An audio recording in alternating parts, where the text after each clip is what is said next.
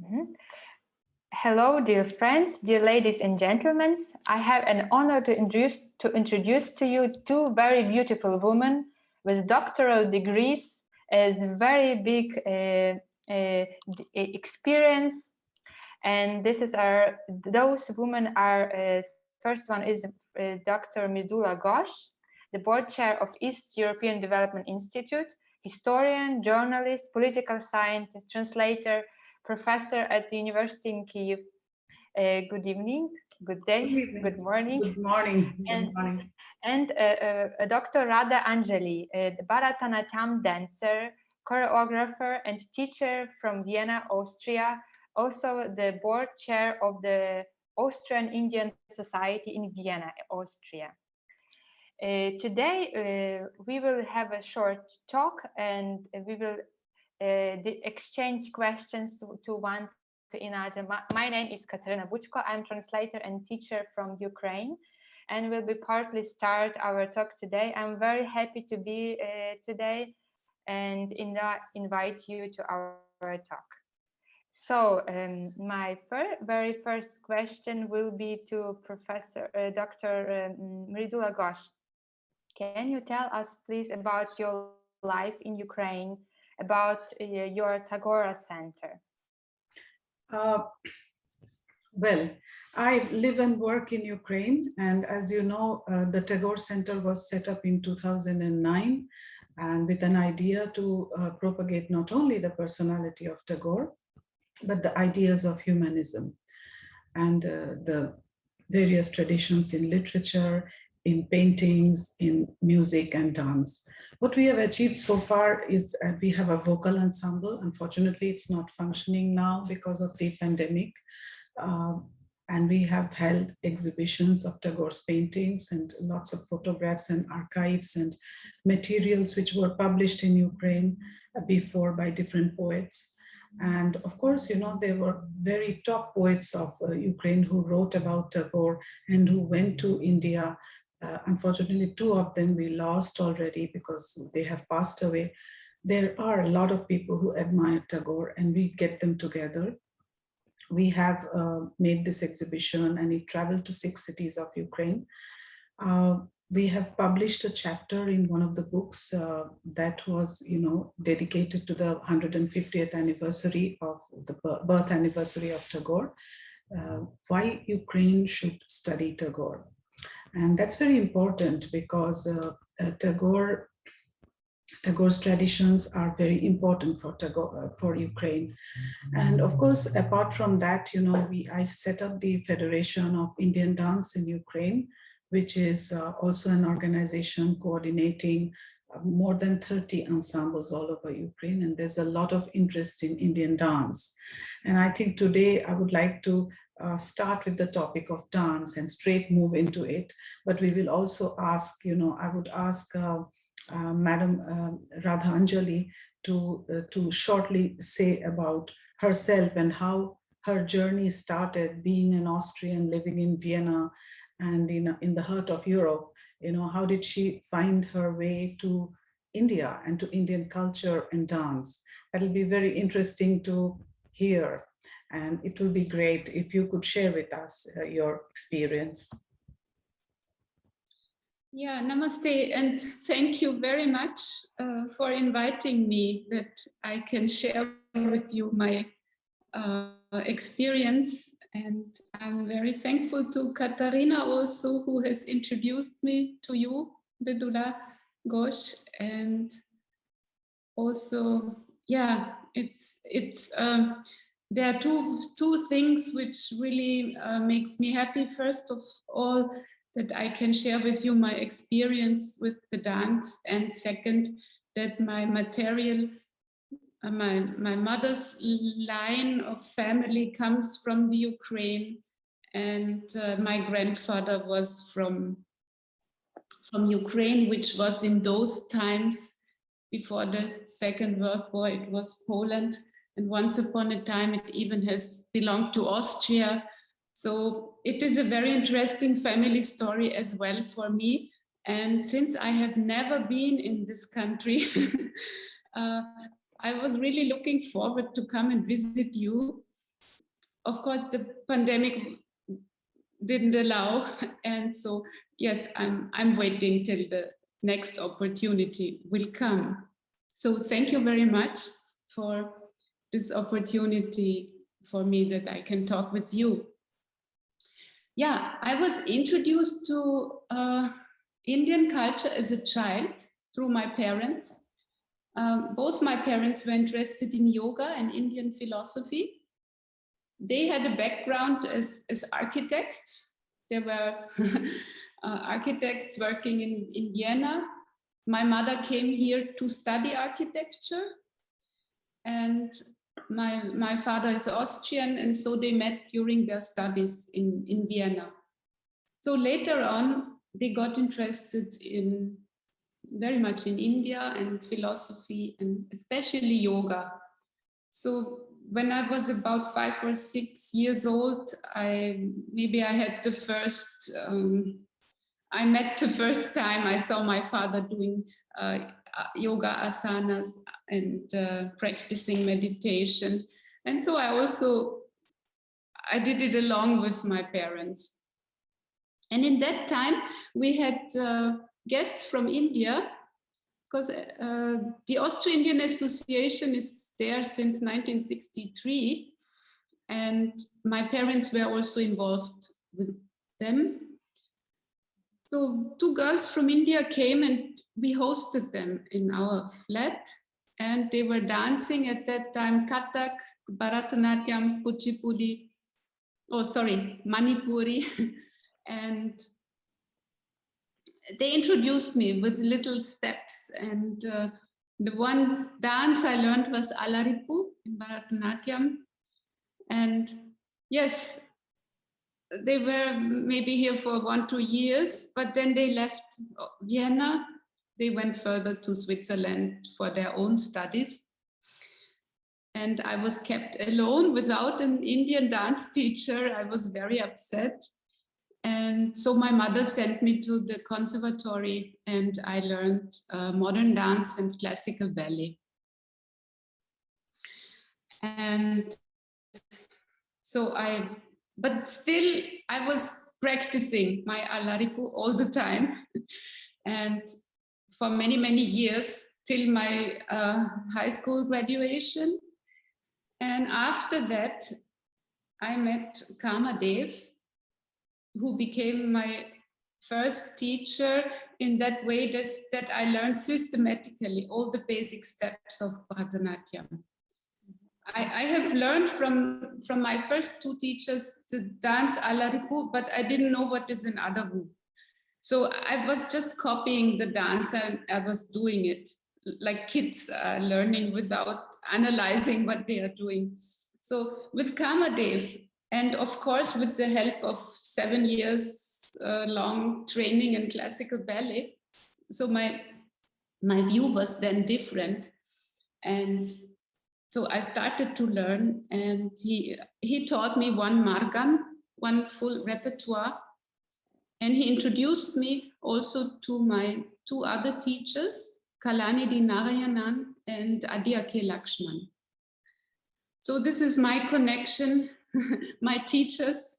And yes, from Kamadev, I have learned basically in Vienna.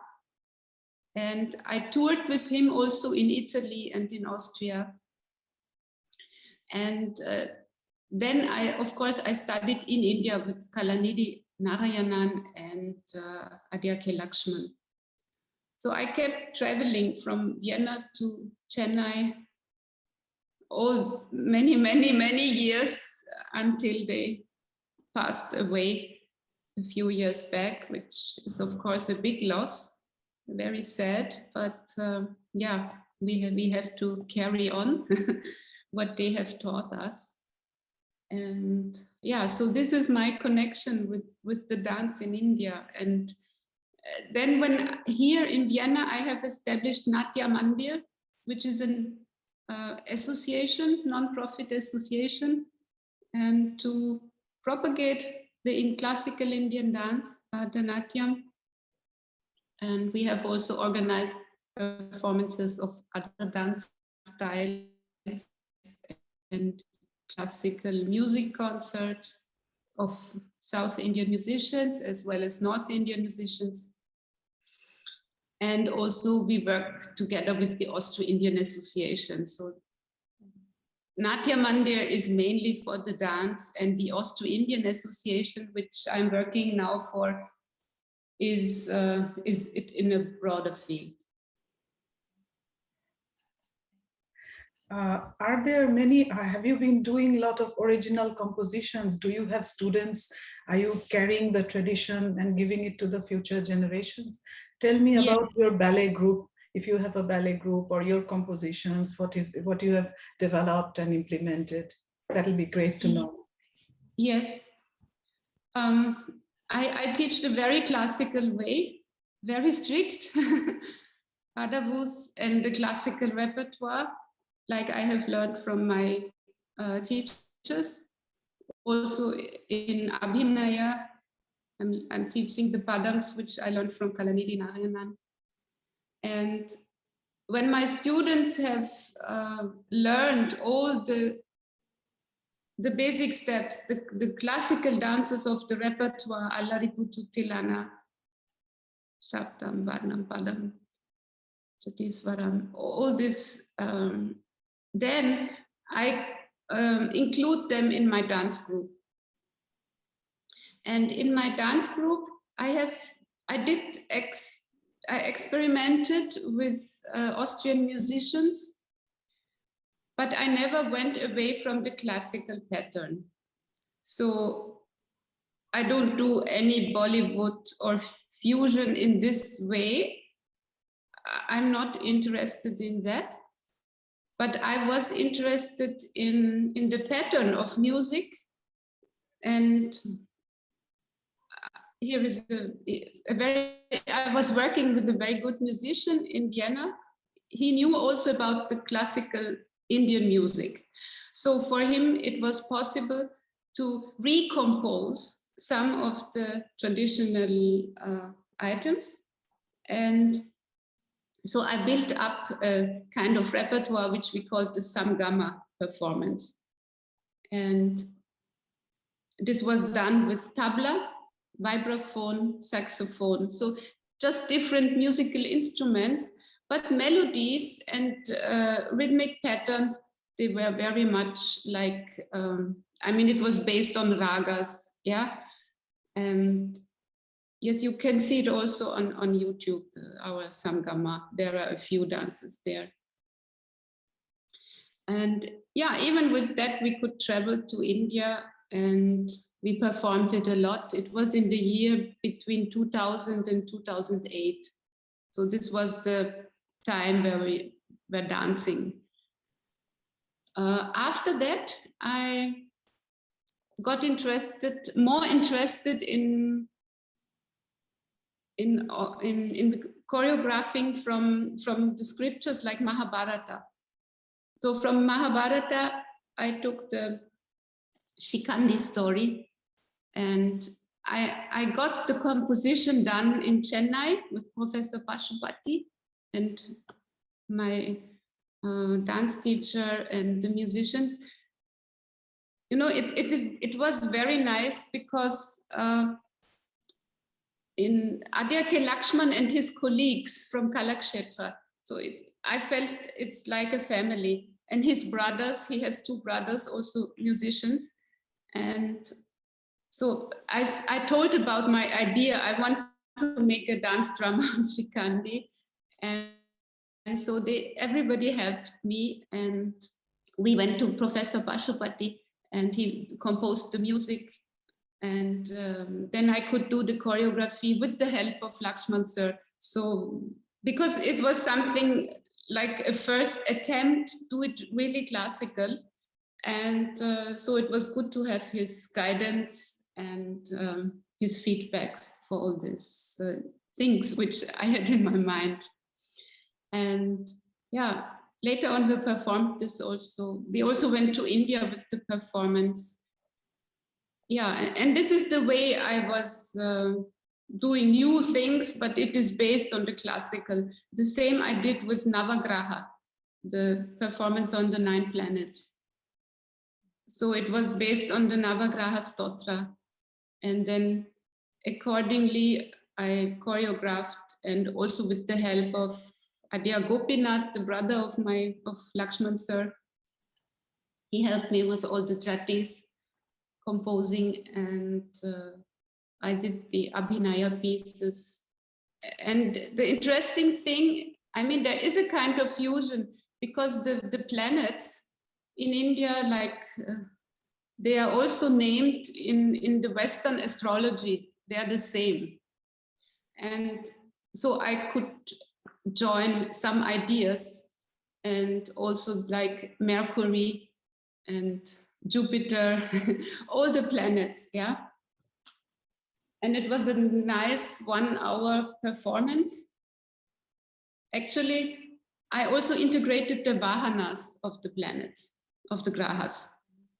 So one performance I did with 9 dancers. Yeah, you mean the satellites also, the vahanas as satellites of the main planets, yes?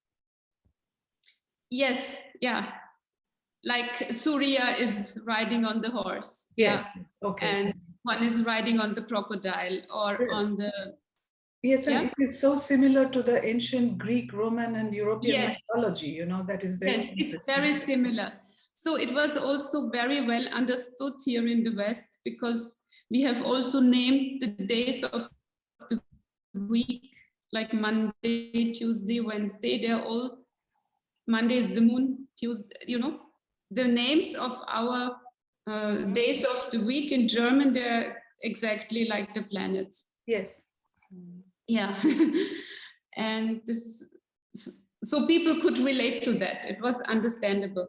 Only the 2, Rahu and Ketu, which are abstract, Yes. and which have a half body, it was also very interesting. So for that half body, I was doing, in the choreography, it was seen that we were half rolling on the floor, or showing just one part of the body. Yeah, I wanted to ask you another interesting thing. Is Bharatanatyam the only thing you learned, or you did practice other forms of Indian dance?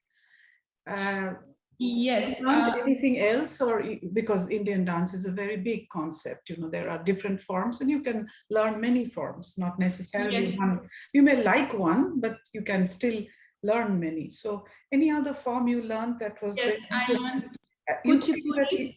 Okay, you learned Kuchipudi and Saraikela Cho.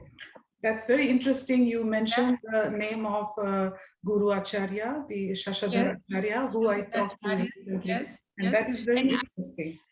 Yeah, I started to learn actually Saraikela Cho from Kamadev. Okay. Because he was a really great Cho dancer. And so I started with him. And yeah, later on, I learned from his the brother of his dance partner. Yes. I visited also Saraikela once, and I invited the dance teachers from Saraikela to Vienna, and they gave workshops. And also Guru Shashadacharya was in Vienna. And always when I was in India, I went to Triveni and had a few classes.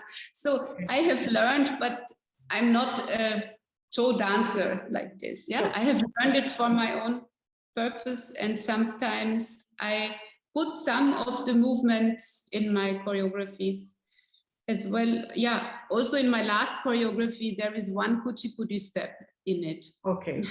So, but the thing is that it's not, how to say, it's just one step taken like it is.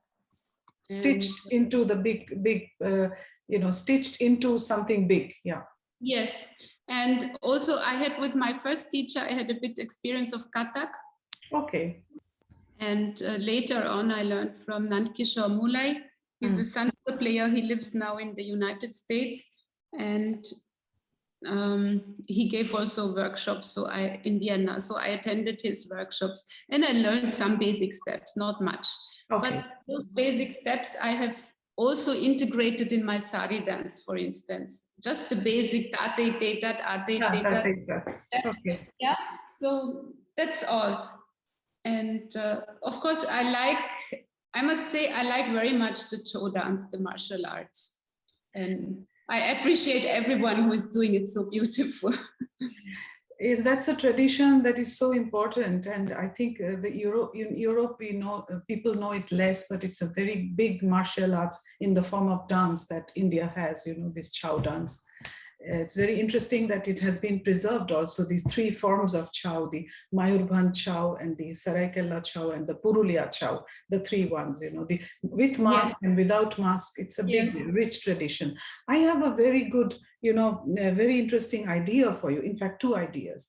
One idea I will tell you, please, if you can compose something, think when you have time, like now there is pandemics, maybe you have time to think, at least not to maybe travel, but think of maybe choreographing something on Tagore. Tagore has lots of dance dramas.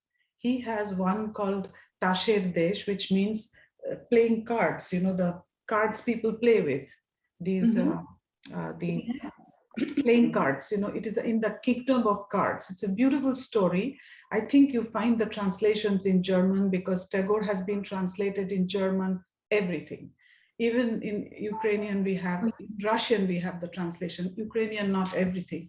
But in the Theatrical Institute here, in the year 1998, 97, 98, a group of students did it in the form of a theater. It is, like they were speaking and dancing, like you have in the operette style, singing, speaking, dancing, acting, everything together. So I think if it is like a prince and a businessman, a trader in those days, the prince doesn't like to stay in the kingdom. He likes a freedom, and he wants to look for the new. So they travel on a ship, and then they get a shipwreck, and then they land up in an island. There is an accident, the ship drowns, and they float, and they find themselves in an unknown island, and that is the island of cards. Okay. Everything is measured. 2 centimeters right, 2 centimeters left. I mean, the cards are dancing like cards. Everything is measured, everything is regulated, everything is under rules. And these two people come and they infect that kingdom with the virus of freedom. And the cards started getting, our system will fall apart. And the queens, the 4 queens come, 2 queens get slowly. They do not know how to smell a flower. They come and see flower is beautiful, but they take the flower as something mechanical, So this is a very interesting thing. Then the cards become human beings. That is the end of the drama. Very, very beautifully, the body explains very beautifully the a static state of the human being, and how the human being having a freedom goes through the process of realization. I think if you can do it in German, if there is, it will be a very good idea. Yeah, this sounds very interesting. Sounds very interesting. I have an idea that is, here we have Lesia Ukrainka. And Kateryna can tell, this is today, this year, we are celebrating the 150th anniversary of Lesia Ukrainka. And she was born in Volyn, little bit north of Lviv. There is an area over there. And one of her works is called Lisova Pisnya, which is the forest song. I when read the forest song, I had made a Bengali translation of forest song from Ukrainian. What impressed me is that there is a ballet in Skorulski music. The forest song has been translated into German also, but when Lesia Ukrainka wrote it, she was under the influence of Rig Veda, because she translated 6 hymns of Rig Veda into Ukrainian. She was a very well-read woman of her time. She knew many languages, and she's the greatest poetess of Ukraine. And she read Max Müller, who used to translate a lot of things. She read in German and in French translations by Menard of Rig Veda. And that's how because she didn't know Sanskrit, So this is something, this ballet has the sujet of Rig Veda. Mhm. It speaks about Mavka, which is a demonological thing in Ukrainian demonology, all demons and in the forest, and it's a beautiful story. So it's a story of, I think, Kateryna, can you please tell about the story a little bit, and then tell about the little bit, like you have to also speak and join us. So please tell us about the interest in Indian dance after that. But tell us about Lisova Pisnia and what do you think of it? Yes, I really enjoy listening to you. I'm very excited, and thank you once again, Radha Anjali, for being with us, and thank you, Mridula.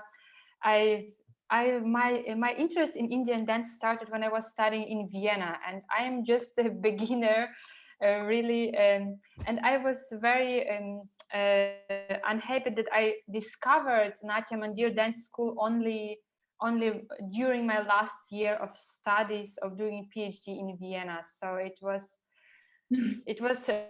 unfortunately like that. And then yes, but once I was watching a performance of Indian mother and daughter who were performing at Natya Mandir school, and then I just watched it and I was excited. And when I met Radha Anjali, I felt I don't know why, but you cannot explain it. I felt very deep connection with that school and with the Radha Anjali and with the group. So I only learned a few dances like Alaripu, Pushpanjali, and Angikam, and some of them I can dance. Because of pandemic, unfortunately, I interrupted, and I had many breaks also because of my PhD and my studies. But I deeply appreciate, because dance is something new for me, and I felt like, because I was only studying theoretically, I needed to do something with my body, and it was something which was very great gift for me. And this structure, order, everything what the dance brings into my body, and it's my experience, my own experience, but also Indian culture, which was opening to me this whole world, this other planet, and beauty which lies behind that, behind the movements. I think this is something which should be, which I should learn more, both theoretically and practically. And I'm convinced that stories of such beautiful women who you are, Radha Anjali and Mridula Ghosh, you both, those stories of your life should be told and known in Ukraine. Yes. And tell me about Lisova Pisnia. Yes, yes, and and now about it in the form of an Indian dance drama. Yes, it's very great idea, really. Ukrainian literature is something I liked in school, and of course I learned about Lesya Ukrainka a lot. It's a very progressive Ukrainian poetess, and we often had a little bit ideological Ukrainian literature in schools because of Soviet Union, who tries to ideologize ideologically, yes. And we have, I think, to discover Ukrainian literature and Ukrainian poetess in a new way. And it's very good you bring it to the point. Thank you, Mridula Ghosh. It's very good you bring it to the point, because there is a lot of beauty. Because Mavka, the main character of Lisova, of Forest Song, it's a soul of the forest, yes. And like the aim of the soul of the forest is the security of the forest and the heart of the forest, which is the Gerelo, which is the source of life. The fight between natural and artificial, fight between something very calculative, something very like a human beings' calculated life, and the forest, the freedom, the natural surroundings. I mean, harmony, the real life. And what struck me, in Lisova Pisnia is something. No, I will not interrupt you, but I will tell you what I found No, you continue because I interrupted you. Tell me. Yes, I just want to bring this forest song has also love story, and Yes. it's very beautiful because the other person is Lukasz. It's the very simple boy who was very excited about the music and who was playing sopilka. It's Ukrainian instrument, and because of the playing this music, this Mavka was falling in love with him, and they were both falling in love into each other, but their connection between them was not possible because they represent different worlds, like you said, material world and spiritual world, and that is very love story. Yeah, I recommend, I will strongly suggest Madam Radha Anjali to read it, to first read it, and you will find it really fascinating. Let me find out the German translation, or at least as a reference, interesting. And I would like to add that just now I made a dance project which is called Riksha, the tree. Okay. And it is I was working the last year on this during the pandemic, and it should have been performed in 2020, which was not possible. So we have performed it in beginning of June, and we will perform it next week once more. Okay. And it is also from the content is also the nature and the dying nature and the present situation of nature and climate change. So this is maybe your first question, how I'm doing new things in the traditional way. Yes. So I have taken that theme of climate change and that's super. And also I have connected it with the old Indian stories, with the myths about Shiva, and there is also a love story in it which is very unusual, and an unusual love story which is not between human beings but between nature. And so this somehow reminded me now for the forest song. Would be very interesting to read this.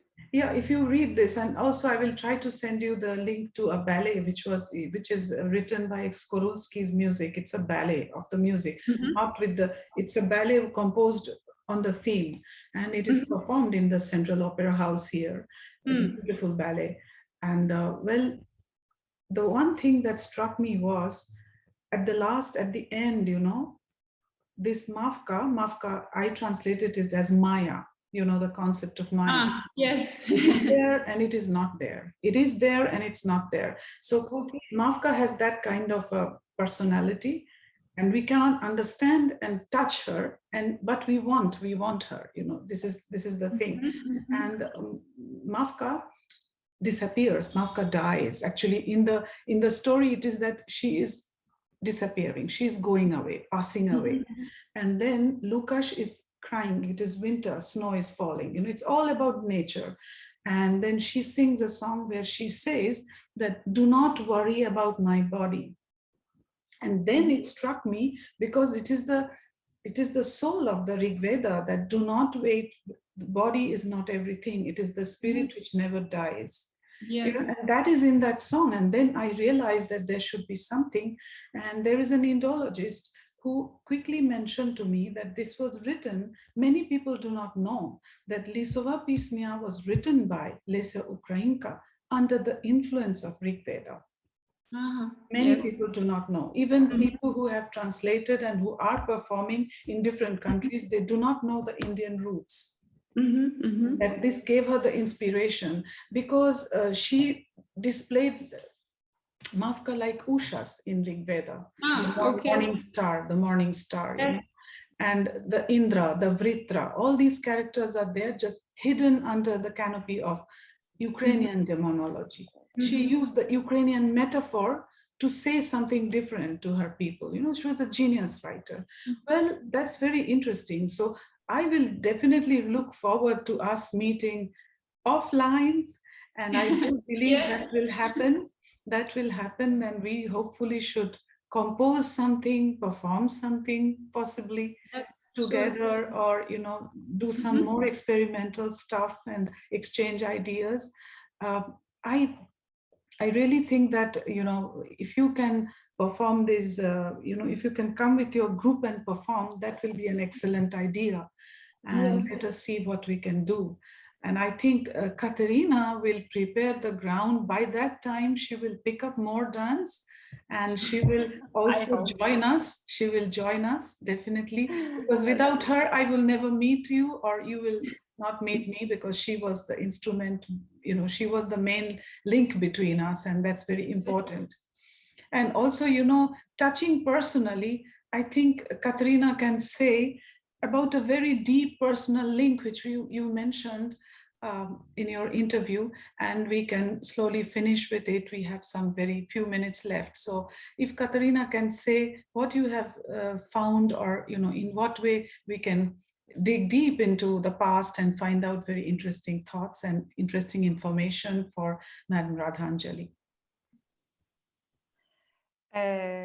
It is a question to me? Yes, yes. Yes.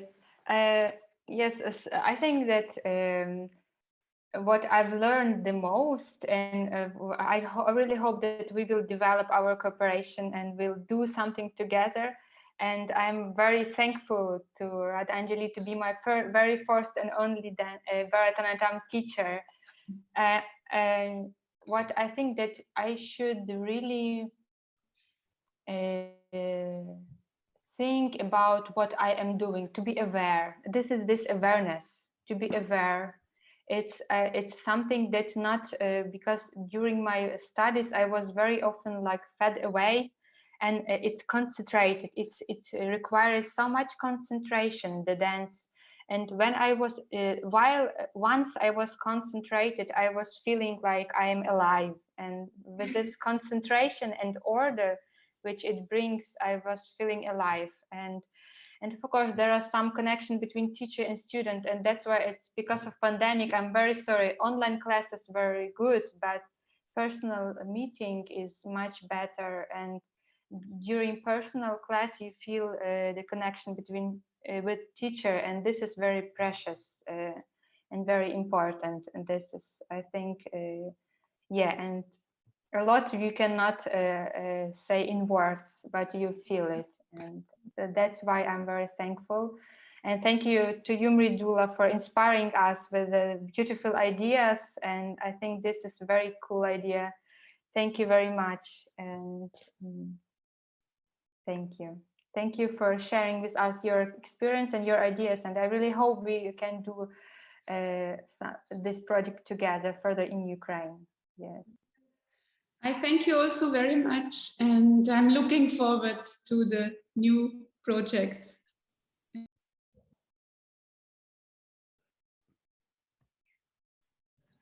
So yes, Madam Radha Anjali, I have a question to you. I heard and I learned also from Kateryna that you have a very interesting connection with Ukraine, that you had your ancestry roots in Ukraine.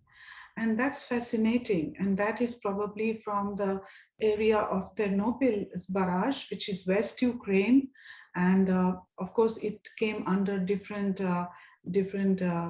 rule, Austro-Hungarian Empire, or the Polish, Commonwealth, Polish-Lithuanian Commonwealth, and Polish territory. So can you please tell us about this very interesting aspect that adds some more connection for you with Ukraine, please?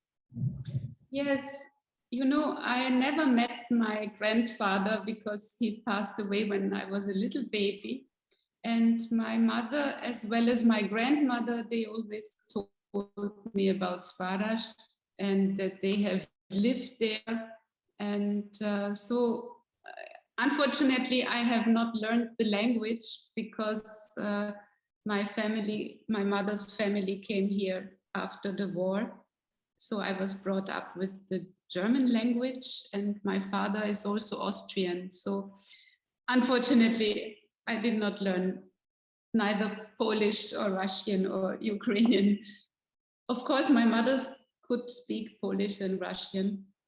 And yeah, but you know, there's some connection, and I really wanted to see the place, because in those times it was not possible to travel because of the Soviet Union. It was difficult to travel, and my grandmother was afraid to travel. And then, you know, the interest of life was so much concentrated in Vienna that somehow the thought of going back and seeing the place was not there. But later on, you know, when you grow older, then you get more interested about the ancestors. And so I really wanted to know where was the house of my grandparents and where did they live, if it is still there or not, which I do not know, or just to see the area or the town. So this is another aspect which makes me very curious and looking forward to visit Zbarazh. Yes, and of course also other places. Thank you. And I would like Kateryna to add, because you had been also surveying this, you know, and helping out. You had gone to Zbarazh, or you have, you know, done some other, you know, work to look out. Can you please tell a few words about it?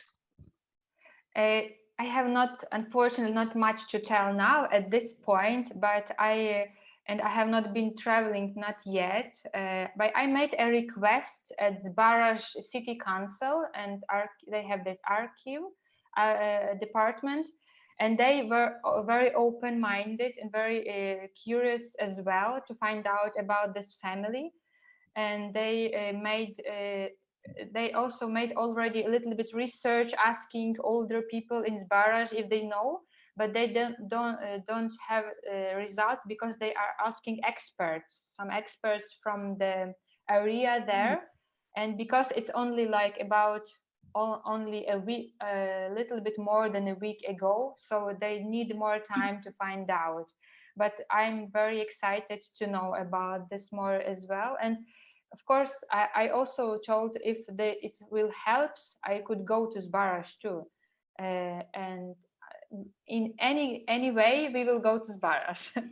It's Sure. anyway it's nice place to visit. Yeah. Yes, and I think definitely this is something that we should take up, and probably Madam Radha Anjali will have more inspirations after seeing her ancestral hometown from one of her, you know, maternal lineage, ancestral place, and that might give you some more inspiration for creativity, I think. Yes, and you know, so we had a very nice talk. If you have, you know, I'm really happy that we could meet and we could talk a little bit, but I think we can continue our sessions on some more thematic discussions. We can have discussions probably on mudra, on composition, or some disciplinary issues of dance. Maybe you can come up with ideas also. We can ask other friends to join from other countries, and maybe it will be very healthy later on. And I really look forward to meeting both of you in Ukraine and, you know, to work together. So, you know, on my personal behalf and on behalf of the Tagore Center, we have the open invitation to both of you to come, to let us experiment, let us discover, let us find out what else we can do for the world. Thank you so much for joining me today. Yes. Thank you. Thank you very much. Thank you. Very grateful to you, and I'm looking forward to the first possibility where it is possible to travel and meet you. Thank you. All the best wishes. Thank you. Sure. Thank you very much. Thank you.